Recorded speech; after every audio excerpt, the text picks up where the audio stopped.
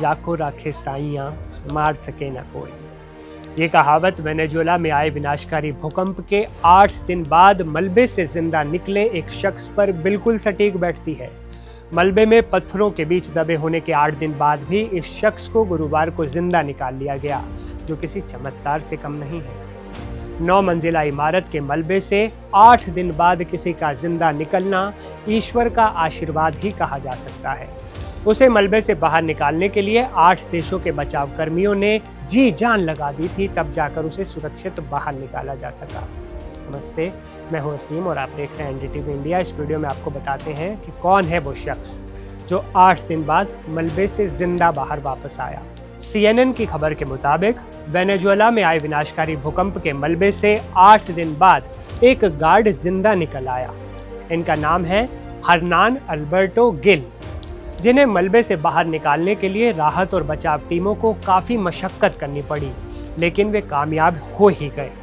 इस दौरान हरनान ने भी हिम्मत नहीं हारी और हर मुश्किल और तकलीफ को जिंदगी के आगे वो मात देते चले गए।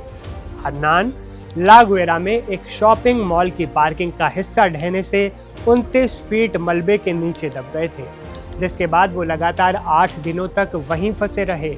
हर दिन काल को मात देते रहे और आखिरकार गुरुवार को स्थानीय और अंतर्राष्ट्रीय बचाव टीमों ने उन्हें जिंदा बाहर निकाल ही लिया। 8 देशों के बचाव कर्मियों ने मिलकर प्रयास किया, तब जाकर ये मुश्किल रेस्क्यू ऑपरेशन सफल हो पाया। चिली की फायर ब्रिगेड टीम के मुताबिक हरनान अल्बर्टो गिल मॉल में सिक्योरिटी गार्ड का काम करते थे। मलबे से निकाले जाने के बाद वो ठीक हालत में हैं, हालांकि उनको बचाने में कई घंटे लग गए, कई दिन यानी 8 दिन, करीब 192 घंटे। अब अस्पताल में उनका इलाज चल रहा है। गिल को जब मलबे से रेस्क्यू कर एम्बुलेंस में अस्पताल ले जाया गया, तब उनकी हालत स्थिर थी, वो होश में थे। ये बात बचाव और बचाव कार्य में मदद करने वाले वेनेजुएला रेड क्रॉस के पैरामेडिक लुइस रॉड्रिगेज ने रॉयटर्स को बताई थी। उधर गिल की पत्नी, जिनका नाम है गुस्विमार गोंजावलेस, उन्हें लगा था कि उनके पति की शायद मलबे से दबने से मौत हो गई है। उन्हें उम्मीद नहीं थी कि उनके पति मलबे में जिंदा बचेंगे, लेकिन जब ऊपर वाले को कुछ और मंजूर होता है तो यही होता है चमत्कार। वो बहुत दुख में थी, लेकिन जैसे ही उनको पता चला कि वे जिंदा हैं उनके पति, तो उम्मीद की एक किरण उनमें भी जगी।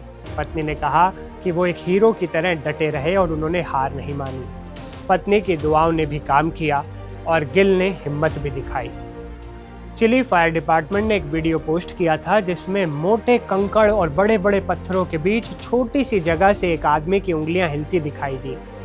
इमरजेंसी टीमों के मुताबिक वे लोग गिल से बात कर पा रहे थे। उनके छोटे से जो होल था, वहां से उन्हें खाना दिया जा रहा था, दवाइयां दी जा रही थी। एक वीडियो में गिल का सिर और कंधे मलबे से आधे बाहर दिखाई दिए। कुछ वक्त बाद उनको मास्क पहनाया हुआ देखा जा सकता है कि उन्होंने मास्क पहना हुआ है। हालांकि उनको रेस्क्यू करना आसान नहीं था। गिरते मलबे के बीच गिल का रेस्क्यू किया जाना एक बहुत ही बड़ा ऑपरेशन था, एक बहुत ही मुश्किल भरा ऑपरेशन था जो सफल हो गया।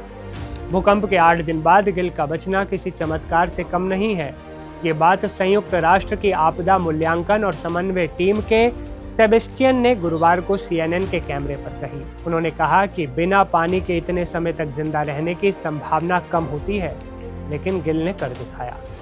कोस्टा रिका रेड क्रॉस के मुताबिक रविवार को रेस्क्यू टीम को खबर मिली थी कि गैलेरियास प्लाजा ग्रांडे शॉपिंग मॉल के मलबे के नीचे कोई शख्स अभी भी जीवित हो सकता है।